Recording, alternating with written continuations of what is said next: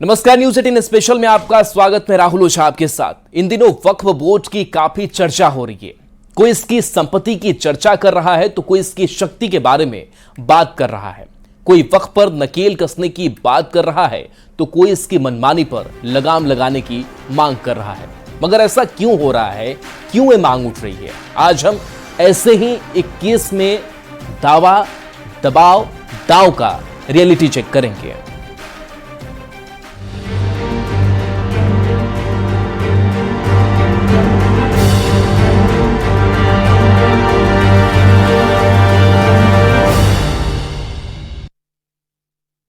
तो वक्फ बिल को लेकर के आज देश भर में चर्चा बना हुआ है। वक्फ के नियमों, कानून और अधिकारों को लेकर सवाल खड़े होते रहे हैं। आज जिस कहानी की बात कर रहे हैं वो हैरत में डालने वाली है। वक्फ के काम करने के तरीकों और उसके अधिकार की ऐसी कहानी जिसे सुनकर आप चौंक जाएंगे। पटना के फतुहा की ऐसी ही एक कहानी है जो वक्फ पर बड़े सवाल खड़े करती है। देखिए लोगों की जुबानी और दस्तावेजों के साथ ये पूरी रिपोर्ट।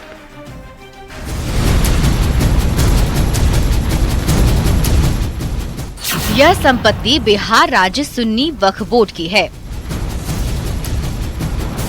वक्फ बोर्ड अधिनियम के मुताबिक आदेश दिया जाता है, नोटिस जारी होने के 30 दिन के भीतर इस जमीन को खाली कर दें। जरा सोचिए, जिस घर में आप सालों से रह रहे हों, जो जमीन आपके बाप दादाओं की हो, अचानक एक दिन नोटिस आए, 30 दिन में घर खाली कर बेघर हो जाओ। सोचिए आप पर क्या बीतेगी। जी हाँ, यही फतुहा में हुआ है। अचानक से जो सालों से यहाँ पे रह रहे हैं, जिनकी बाप दादाओं की जमीन है, उस पर अचानक से वक्फ बोर्ड का एक नोटिस आता है और बताया जाता है कि 30 दिन के अंदर आपके घर खाली कर देने हैं। ये जानकर तमाम लोगों के होश उड़ जाते हैं। आखिर पूरा मामला क्या है, और हम उन लोगों के पास मौजूद हैं जिनके साथ ये हुआ है, उनसे ही जानेंगे कि ये आखिर कैसे हुआ। मतलब अचानक आप लोगों को क्या पता चला? अचानक नोटिस आया वक्फ बोर्ड से, हम लोग को पता चला कि जमीन ऐसे ऐसे किए हुए है। फिर जाकर वो बोर्ड टांग दिया है। और क्या बोर्ड टांगा? नोटिस में क्या लिखा था? प्लॉट नंबर दिया हुआ था कि वक्फ की जमीन है। वक्फ की जमीन हाँ। है। और आपका परिवार इस पे कितने सालों से रह रहा है? ये तो 30-35 साल से रह रहा है। ये कहानी किसी एक की नहीं, कई लोगों की है। पटना में फतुहा थाना के गोविंदपुर कुर्था मौजा में कई लोगों को वक्फ बोर्ड ने नोटिस भेजा। नोटिस में 30 दिन के भीतर घर खाली कर पुश्तैनी जमीन को वक्फ बोर्ड को सौंपने की बात कही गई। ये सुन लोगों के होश उड़ गए। पीड़ितों के पैरों तले जमीन खिसक गई। ये 18/1/2023 को हमको नोटिस आ गया वक्फ बोर्ड से। तब हमें पता चला कि हमारा जमीन जो रह रहे हैं हमारे, वो काम मैंने वक्फ बोर्ड का है, हम क्या करेंगे। तब यहाँ पर सीओ के पास एप्लीकेशन दिए, वो लोग बताया रहती है। हम लोग दौड़े डीएम तक, डीएम दिया कि नहीं आप ट्रिब्यूनल में जाइए। फिर यहाँ पर एक्वायर किया था जमीन, इसलिए हम लोग मैंने फिर गए, मैंने हाईकोर्ट गया था, हाईकोर्ट से हमको राहत मिला। हमारे पास 2-3 नोटिस आया। फिर एक नोटिस आया हमारे पुत्र के नाम से, और उसमें डीएम लिख दिया था यह अवैध घोषित किया जाता है। तब फिर हाईकोर्ट का सहारा लिया। हम लोग बहुत मायूस हो गए कि अपना जमीन से हाथ धोना पड़ेगा। डीएम साहब का आदेश निकला कि 30 दिन के अंदर जमीन खाली करके वक्फ बोर्ड को सुपुर्द कर दो। लोगों का आरोप है कि वक्फ बोर्ड ने कहा बोर्ड टांग दिया गया तो जमीन हमारी, खतियानी जमीन खाली करो और यहाँ से चले जाओ। वक्फ ने अतिक्रमण को लेकर नोटिस तो दिया, लेकिन दावेदारी को लेकर कोई पुख्ता सबूत नहीं दिए गए। देखिए कि ये नोटिस है। नोटिस में अगर आपको दिखाएं कि सीधा डीएम कार्यालय पटना समाहरणालय से निकला हुआ है, और वक्फ अधिनियम 1995 की धारा 51(1) के अनुसार किसी भी वक्फ की संपत्ति विक्री दान को ये जो गैर कानूनी माना गया है। और इसमें प्लॉट संख्या इनका लिखा हुआ है, और आप अगर नीचे देखेंगे तो उसमें स्पष्ट लिखा गया है कि इस नोटिस निर्गत होने के 30 दिनों के अंदर उपरोक्त भूखंड को अवैध कब्जा से मुक्त कर वक्फ बोर्ड को वापस करना है। अब जरा सोचिए कि यह दिया गया कि 30 दिन के अंदर ये पूरा का पूरा जमीन खाली करना है और वक्फ को सौंप देना है। लोग खतियान दिखा रहे हैं, जमीन का रसीद दिखा रहे हैं और बता रहे हैं कि किस स्तर से ये गड़बड़ झाला हुआ है।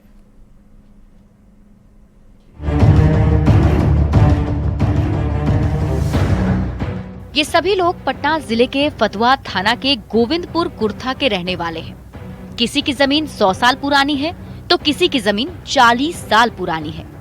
कोई यहाँ 2 दशक से रह रहा है तो कोई 4 दशक से। लेकिन एक दिन गोविंदपुर दरगाह इमाम बाड़ा मदरसा एवं कब्रिस्तान वक्फ स्टेट से नोटिस भेजा गया कि जमीन खाली कर दो। जमीन पर अवैध कब्जा का दावा कर बोर्ड भी लगा दिया गया। बोर्ड पर लिखा वक्फ का रजिस्ट्रेशन नंबर BRPT 0969 पटना है। 29 जुलाई 1959 को वक्फ का रजिस्ट्रेशन हुआ है।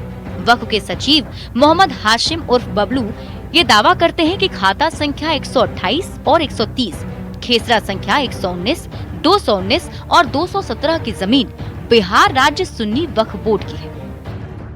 यही वो प्लॉट है जहां पे वक्फ ने दावा किया कि पूरी प्लॉट जो है वो उसकी संपत्ति है और जिसे 1959 में उन्हें रजिस्टर्ड किया।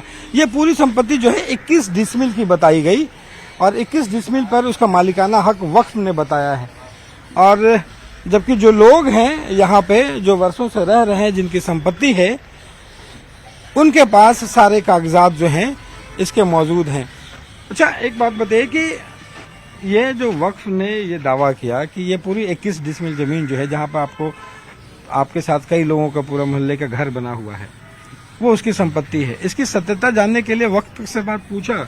हम वक्त से हम RTI के गए माध्यम से तो एक उर्दू में हमको दे दिए थी, कागज दे दिए।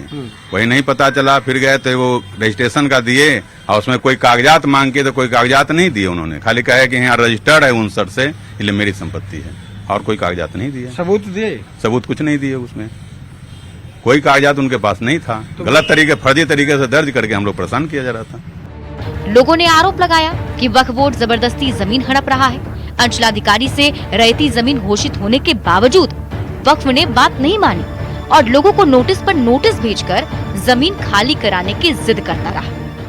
वक्फ बोर्ड वाला नहीं माना, वो जबरदस्ती जो है नोटिस पे नोटिस भेजते गया और लास्ट में नोटिस भेजा कि 30 दिनों के अंदर खाली किया जाए। उसके बावजूद भी थाना में भी भेजा गया, थाना भी हम लोग को बोला कि नहीं, ये वक्फ का ही संपत्ति है, उसको खाली किया जाए। CO हम लोग को इन लोग को दिए कि इन लोग का रहती जमीन है। उसके बाद हम लोग वक्फ बोर्ड यहाँ पर सब साथ में गए, वहाँ पर पेपर सब जमा किए। वो बोले कि ये पेपर हम लोग मानते नहीं है, ये वक्फ का ज़मीन है। फिर वहाँ से हम लोग हाई कोर्ट गए। उसके बाद हम लोग का ये लोग का फिर प्रॉपर्टी जो है वहाँ से राहत मिली है।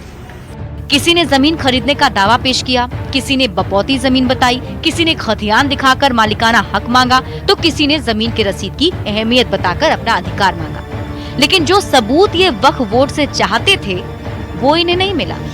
दादाजी खरीदगी है और हम लोग का अभी तक ला सब चीज जो अप टू डेट है, ब्लॉक से रसीद वगैरह, नोटिफाइड एरिया से जो भी रसीद वगैरह है अप टू डेट है, कट रहा है। जब तक मेरे पूर्वजों ने मंदिर या वक्फ बोर्ड को नहीं देगा तो फिर उसका जमीन कैसे हुआ? अगर मेरा परिवार दान कर दिया तो मेरा उस पर से अधिकार खत्म हो गया। तो अगर वक्फ बोर्ड को कागज शो कर दे कि हमको है कि फलना ने फलना हमको जमीन दान दिया, तब ना वक्फ बोर्ड का जमीन होगा। कि हम किन्हीं का मकान के आगे भैंसी बांध दे, गाय बांध दे, ताला मार दे कि जमीन मेरा तो हो जाएगा। तो देखिए, जमीन की रसीद दिखाई जा रही है, पुश्तैनी जमीन होने का दावा किया जा रहा है, लेकिन वक्फ बोर्ड पीछे हटने को तैयार नहीं है। इस पर लोग आरोप लगा रहे हैं कि वक्फ अपनी मनमानी कर रहा है। लोगों के दावे क्यों मजबूत हैं? क्योंकि वो सरकारी दस्तावेज पेश कर रहे हैं। क्या है वो दस्तावेज, रिपोर्ट देखिए।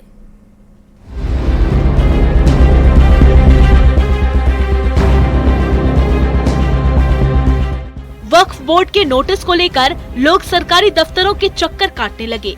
कई बार फतुहा अंचलाधिकारी के दफ्तर में दस्तक दी तो कई बार पटना DM के ऑफिस में हाजिरी लगाई। लोगों ने जमीन के कागजात पेश कर जांच की मांग की। काफी मशक्कत के बाद फतुहा CO ने जांच में पाया कि ये जमीन खतियान से रैयती है। कई लोगों का मकान बना हुआ है। ये लोग तो जमीन अपना निजी था, जिनके पास खतियान है, रसीद है और CO भी लिखित में दिया है कि रहती जमीन है। इसके बावजूद भी वो कहता है कि वक्फ बोर्ड वाला कि मेरा जमीन है।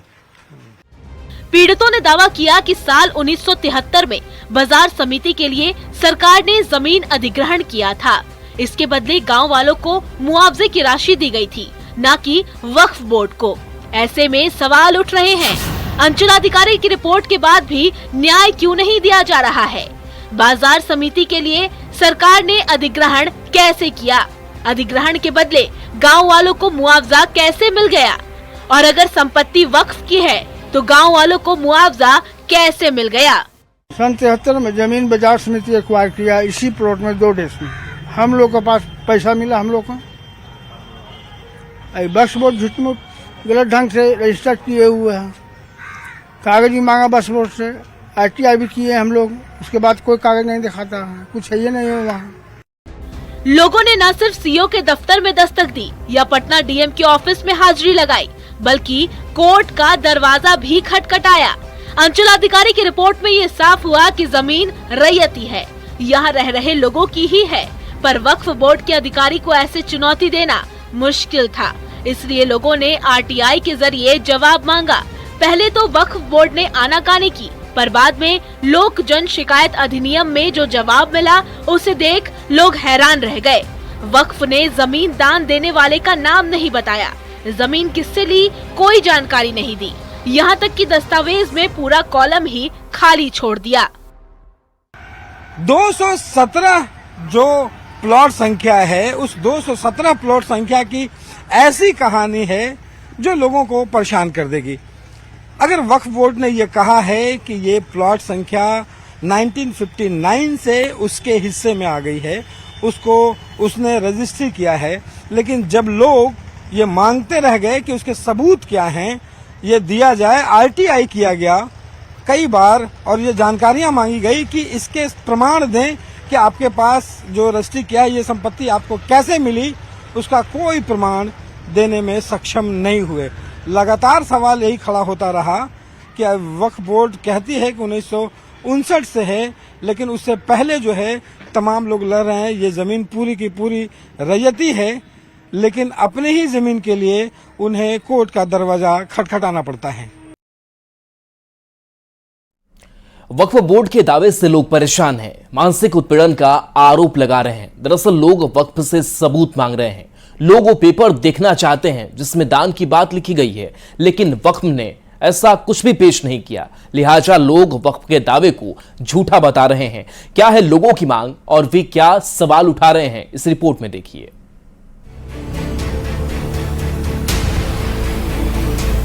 वक्फ बोर्ड के दावे से लोग परेशान हैं। लोगों का कहना है कि वे और उनका परिवार मानसिक उत्पीड़न से गुजर रहे हैं। वक्फ को जमीन से अपना बोर्ड हटा लेना चाहिए। लोग पूछ रहे हैं कि दान की जमीन या दावे की जमीन होगी? क्या बिना कागज कब्जे की ताकत है? क्या वक्फ बोर्ड के पास पेपर नहीं है? वक्फ बोर्ड दस्तावेज क्यों नहीं दिखा रहा? कह दिया तो जमीन मेरी, ऐसा क्यों? क्या खतियान का कोई महत्व नहीं है? क्या रसीद की कोई अहमियत नहीं? अधिकार तो ये गलत अधिकार है, किसी को परेशान करना यही मकसद है उन लोग का। इतना ही नहीं, पीड़ित ये भी पूछ रहे हैं कि कोई कैसे किसी की जमीन हड़प सकता है? बिना सबूत के सब वक्फ का कैसे हो सकता है? जब कोई पेपर नहीं तो पावर क्यों दी गई है? लोगों की मांग है कि वक्फ बोर्ड का पावर सीज हो। वक्फ को असीमित पावर क्यों दिया गया है? उसको असीमित पावर दे दिया गया है, यहाँ तक कि डीएम उसके मैंने कुछ कर नहीं सकते उसके विरुद्ध। जबकि डीएम जान रहे थे कि रैयती जमीन है, वो लिख रहे हैं, सब लिख रहे हैं कि ट्रिब्यूनल में जाइए, उनका इसलिए उन लोगों को पावर सीज होना चाहिए। ऐसा पावर मिलना नहीं चाहिए।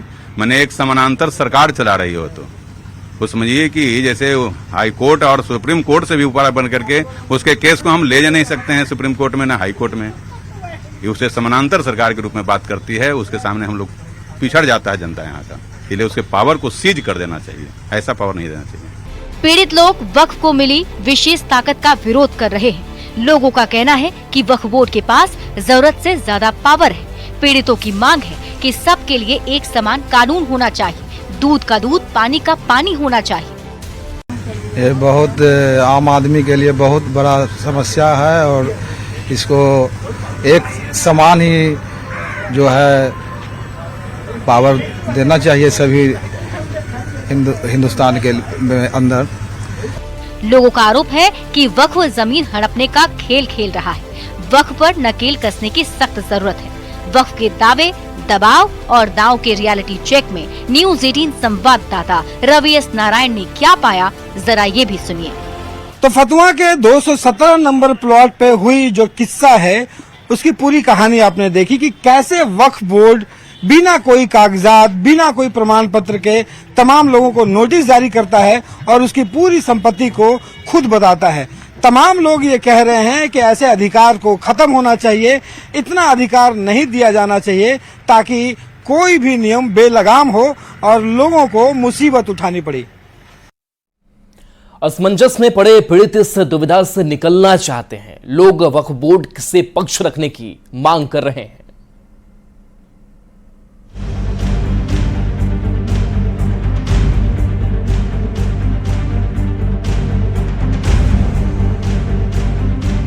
पीड़ितों का आरोप है कि खाता संख्या 128 और 130 के खेसरा संख्या 199, 219 और 217 के मामले में वक्फ बोर्ड मनमाने तरीके से काम कर रहा है। गोविंदपुर दरगाह, इमाम बाड़ा, मदरसा और कब्रिस्तान वक्फ स्टेट और इसके सचिव मोहम्मद हाशिम और बबलू मनमानी कर रहे हैं। संपत्ति बिहार राज्य सुन्नी वक्फ बोर्ड की नहीं बल्कि लोगों की है। अल्पसंख्यक कल्याण विभाग को भी ये समझना चाहिए। आरटीआई में वक्फ की चुप्पी बहुत कुछ कह रही है। लोगों की बातों से कई और भी सवाल खड़े हो रहे हैं। अधिकारियों की जांच रिपोर्ट पर वक्फ की खामोशी, ये भी बहुत हैरानी की बात है। अगर वक्फ ने रजिस्ट्रेशन कराया तो सबूत क्यों नहीं दिया? किसने दान किया, इसकी जानकारी क्यों नहीं दी? बार बार सबूतों को छिपाने की कोशिश क्यों की गई?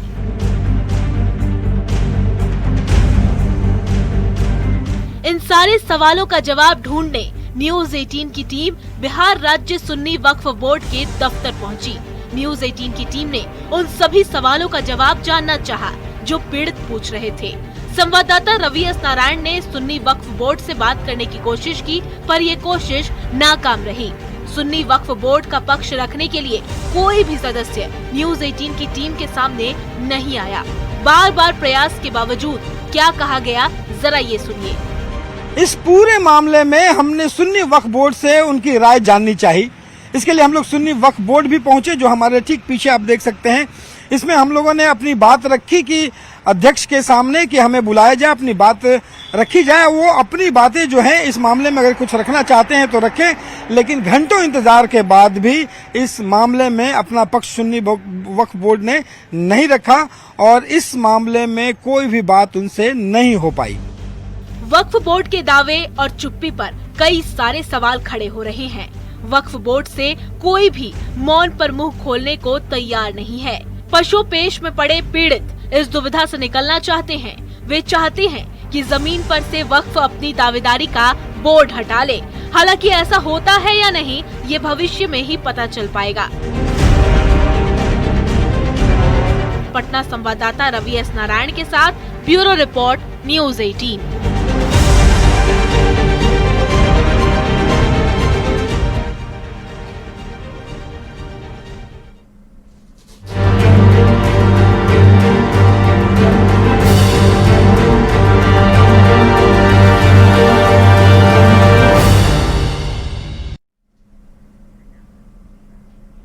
और देखिए, प्रधानमंत्री नरेंद्र मोदी वायनाड पहुंचे हुए हैं। जिस तरीके से वहां पर कहर बरप रहा है, लोग फंसे हुए हैं और ऐसे में ये जायजा लेते हुए प्रधानमंत्री नरेंद्र मोदी की तस्वीर जहां केरल के वायनाड दौरे पर हैं, लैंडस्लाइड वाले इलाके में क्या हालात है इसका हवाई सर्वे ये मोदी कर रहे हैं। और साथ ही साथ वो तस्वीर भी देखिए, अंदर से वो देख रहे हैं। ये लाइव तस्वीर हम आपको दिखा रहे हैं। प्रधानमंत्री नरेंद्र मोदी की लगातार नजर, केंद्र सरकार की लगातार नजर इस लैंडस्लाइड के बाद से